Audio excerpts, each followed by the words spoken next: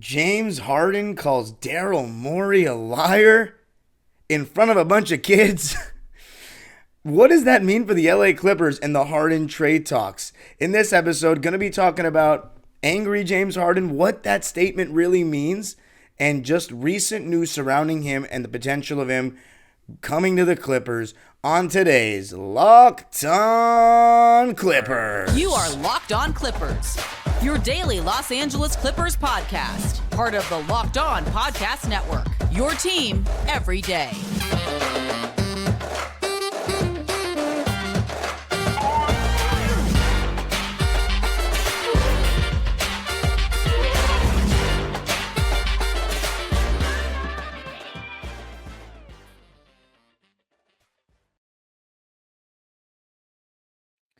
Yes, sir. You are locking in with the Clips. Thank you for making Locked On Clippers the first listen of your day, your team every day. I'm your host, Darian Vaziri, going into my 19th season as a Clipper fan, born and raised in LA. You can also follow me on Twitter and Instagram at DimeDropperPod and subscribe to my own YouTube channel, Dime Dropper, for even more LA Clipper, LA Sports, NBA, and NBA history content. And Locked On Clippers is free and available on all your favorite podcast platforms, including YouTube. And I want you to let me know in the pinned comment what your initial reaction was to James Harden calling out Daryl Morey and flat out saying that he was a liar in China at some event he was hosting. I don't exactly know what event it was, but that was how I woke up on Monday morning, is seeing that video of James Harden after I had just made an episode for the Monday show on James Harden. And this episode is brought to you by FanDuel, America's #1 sports book. So be sure to place your bets for all things sports. Right now, the Women's World Cup is in the knockout stages. The Premier League and domestic soccer leagues around Europe are back in action. The MLB is in full swing, and the NFL is only weeks away. So get ready to place all your bets on FanDuel. But let's talk about James Harden, and that's what this episode is really going to be about. And I'm going to start out with Angry Harden. And Angry Harden is what we saw in that video. And his exact words were, Daryl Morey is a liar, and I will never be a part of an organization that he's a part of. And then he doubled down on it and said, let me say that again. Daryl Morey is a liar, and I will never be a part of an organization that he's a part of. So let's just unpack this real quick. Again, there is so much drama here in Philly and with this whole James Harden situation. And, you know, just in my time working in YouTube or working in having my own podcasts and YouTube channels, I've had 3 different James Harden trade drama situations that I've had to talk about. Houston, Brooklyn, and now Philadelphia. And let me just say this before I get into who's at fault and whatnot. This is so crazy to me how their relationship has soured so much, because Daryl Morey and James Harden were like synonymous with one another. Like, James Harden was Daryl Morey's guy. I'm pretty sure Daryl Morey said he was the best offensive player, best scorer the game has ever seen when he was in his prime. Like, better than Kobe. Better than, I don't know if he said better than MJ, but he'd said something along those lines. That was the vote of confidence that he gave to James Harden. He let everybody know how he felt about him. And I thought it was so interesting how the second Daryl Morey left Houston, James Harden also wanted to leave Houston. Now, I still don't fully know all the details of that. I know he wasn't necessarily happy that Steven Silas became the head coach. And I also think he realized, look, maybe I can't carry a team to the championship or lead a team to the championship anymore. Maybe I should be a secondary guy. And so he went off to Brooklyn. But it's funny that Daryl Morey went to Philadelphia, and within a year, he's running to Philadelphia and reuniting with Daryl Morey. So it showed at that point that he is comfortable with him, and Daryl Morey values James Harden, and he got his guy back. That was the whole narrative when the Sixers got James Harden, was that he got his guy back. Now, this is the interesting thing.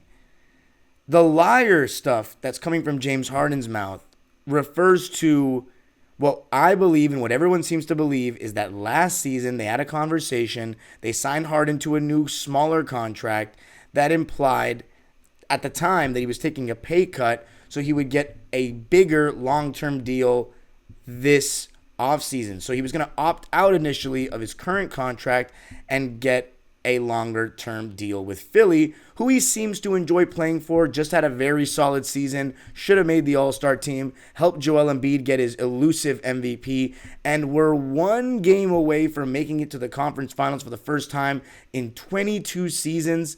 But they fell short, especially in Game 6 when Jason Tatum took over that fourth quarter, and Game 7 was an absolute disaster massacre where James Harden and Joel Embiid were both putrid. And in typical James Harden fashion in recent years, he bows out of the playoffs in disappointing fashion with a poor performance in an elimination game. So Daryl Morey might be thinking, I just changed my mind. I don't want to pay you that much money. I don't want to give you a long-term extension. And again, I want to ask you to tell me in the comments, if you were Daryl Morey, would you give James Harden an extension? Because this guy clearly has lost a step. He is still a fantastic NBA player, but he has not looked the same since that hamstring injury in 2021 for Brooklyn. And even then, I think after the 2019 season where he averaged 36 points, you saw a drop-off. He was still pretty spectacular in 2020. I'd still say he was a top 5 player in the league that season, but he clearly lost a little bit of a step. And let's be honest, right, with James Harden. One thing, Father Time is undefeated. Like, you're going to get a step slower. And two, he did have a fantastic first step, but he's never been the guy that's been in, like, insane shape. Of course, 2013, 14, 15, 16, 17, 18, 19, like all those years, he was in pretty good shape. But after that, I guess maybe even starting in 2020, he started to put on a little bit of weight. By 2021 in Brooklyn, he was a little bit fatter. And when I say fatter, I mean like these guys are still in insane shape, right? Like I don't want to sound like I'm insulting him like that. But he looked like he was a little out of shape for the standard that we become accustomed to. And then after the hamstring injury, he was really out of shape going into 2022. And you could see that with his lack of production.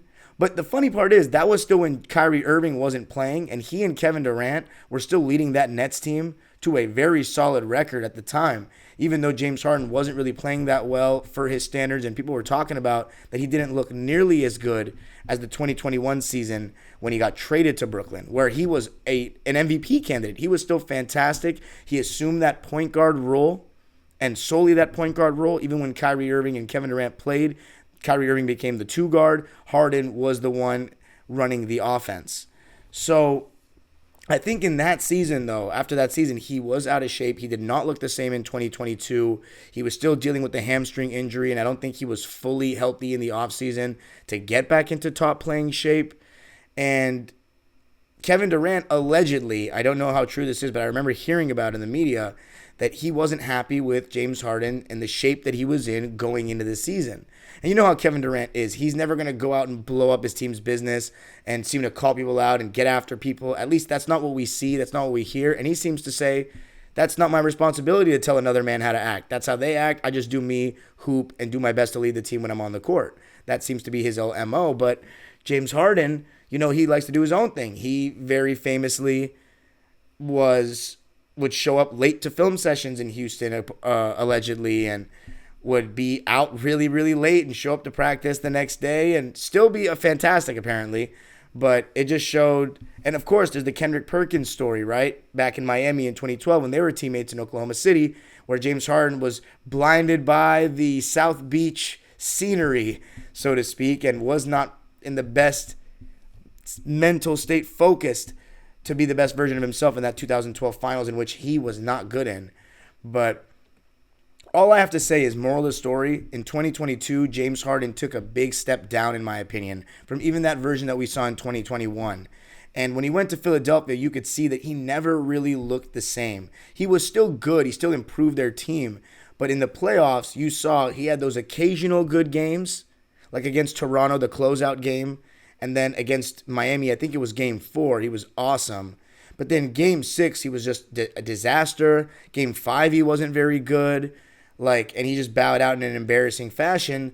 And then this season, they all said that he was in such better shape going into the season. And you saw a pretty decent version of him. And then we know what happened in the playoffs. So as far as James Harden's concerned, I think he feels that I just averaged 20 and 10. I should be getting a max contract. I still helped you get closer to the conference finals than maybe any of your other teams did. So as far as the Philadelphia 76ers are concerned, so why aren't you paying me? So him calling him a liar is him going back on his word, saying that he would pay him and now he doesn't want to. And the fact that he is so adamant that he's willing to go out publicly and say, I will not play for you again, or an organization that you are part of again, is just showing that he wants to force the 76ers' hand. So to answer the question, what does it mean for the Clippers?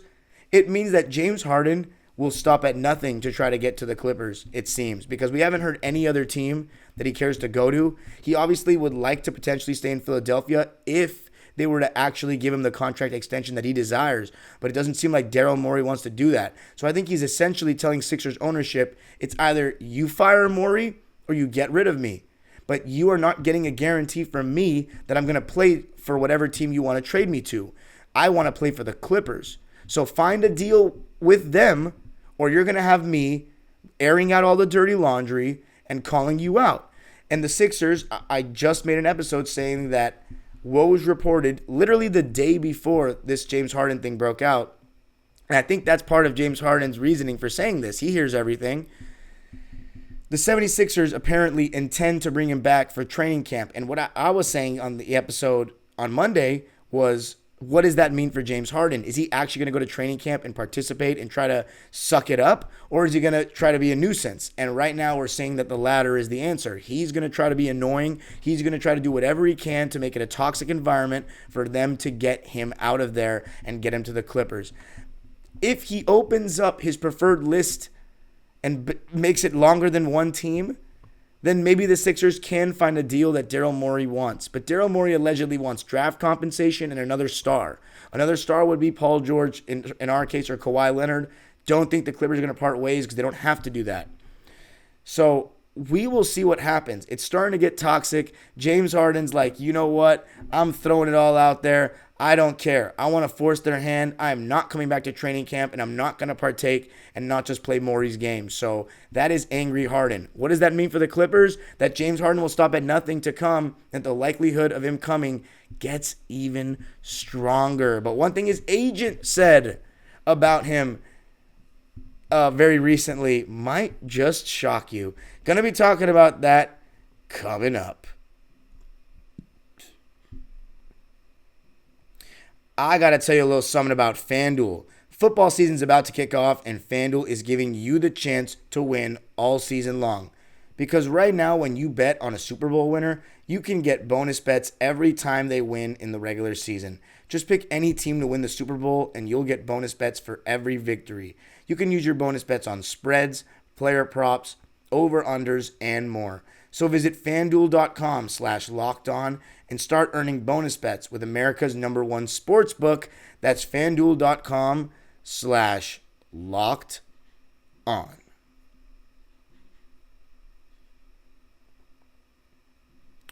All right. So to continue with the James Harden saga, his agent recently came out and said, I wouldn't be surprised if he's an MVP this year, or an MVP candidate. He was talking about the shape he's in, the nutrition, all that he's locked in. He's tired of the disrespect. And you know what? As someone whose team is rumored to get James Harden, that sounds pretty nice. But let me just tell you why I would take that with a grain of salt. James Harden, I don't deny that he's wanting to prove people wrong, and maybe he is in good shape. Although the video that was posted of him talking to those kids, he didn't necessarily look super slim, I might just say. And let's start with the grain of salt, right? Why do I say that? Well, going into the 2021-22 season, the one that I just said Harden was clearly out of shape, he said, healthy James Harden, they asked him about him at a Mets game. He said, healthy James Harden, scary hours. Well, it wasn't scary at all. So, that made him look kind of ridiculous, in my opinion. And then going into this past season, He said he lost 50 pounds. 50. Like, look, he looked slimmer. He looked not necessarily like his Houston self, but definitely in better shape than 2022. But 50 pounds?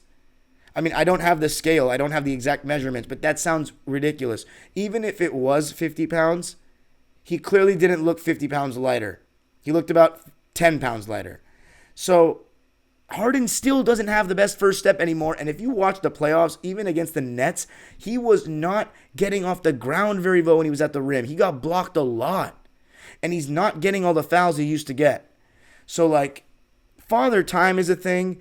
His hamstring and the injuries that he's had, and he's had some injuries over the last couple of years, those are a thing. So when I hear MVP and all that, do I think for a second he could be in MVP talks? No. The only way he could be in MVP talks is if he's on a terrible team where he can go off and they maybe sneak up on the league and get a 4th or 3rd seed. And he goes back to Houston numbers with incredibly high usage.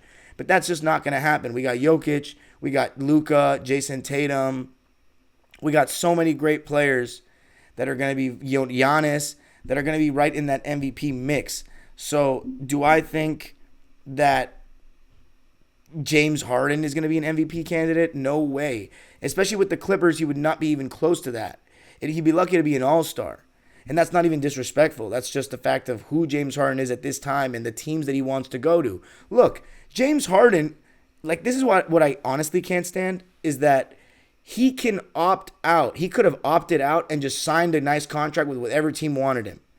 But he wants to go to a team that is a contender.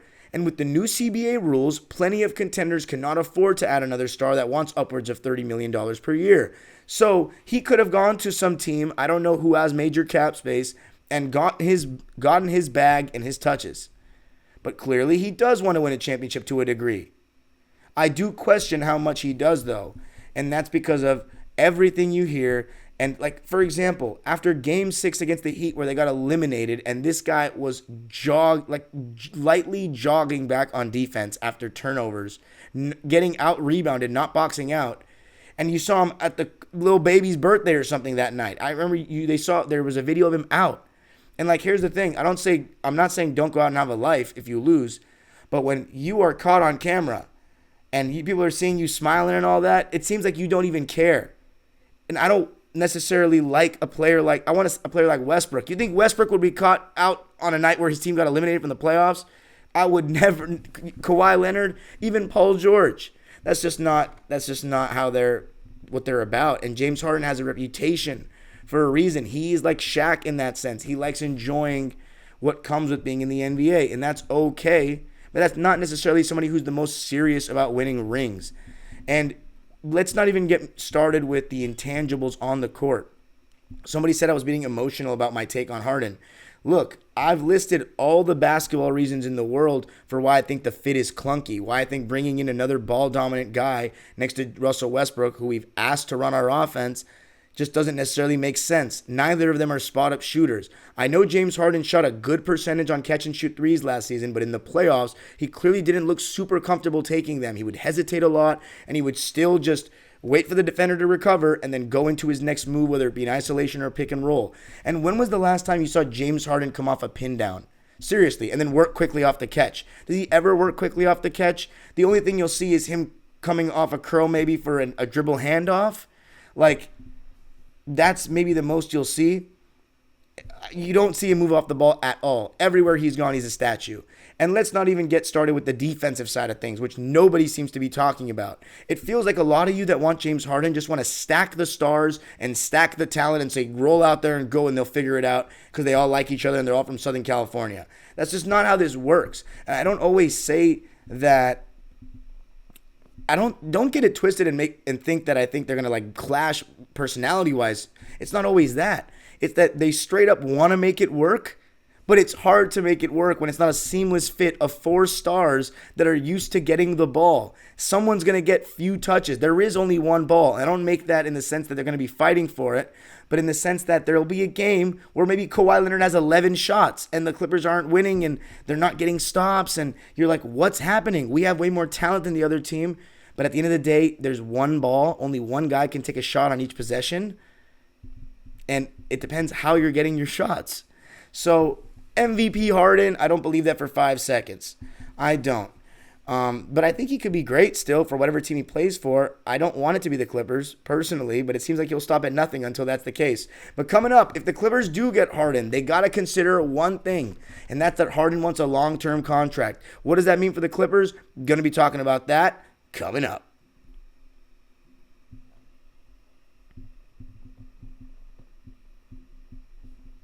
All right, to close out. So I've been saying this entire episode that James Harden wants a long-term contract from Philly. And I'll tell you this. James Harden wants a long-term contract, period. So if the Clippers bring Harden in, you can say that after this season they can decide what they want to do. But he's going to be looking for long-term money. And getting him means that the Clippers might be a team that's going to give him long-term money. I absolutely don't want that by any stretch. James Harden for 1 year is a lot for me. And look, I mean, he lasted 1 full year in Brooklyn. He lasted 1.5 years in Philly. And it's been dramatic exits where he's quit on the franchise on 2 separate occasions, now 3.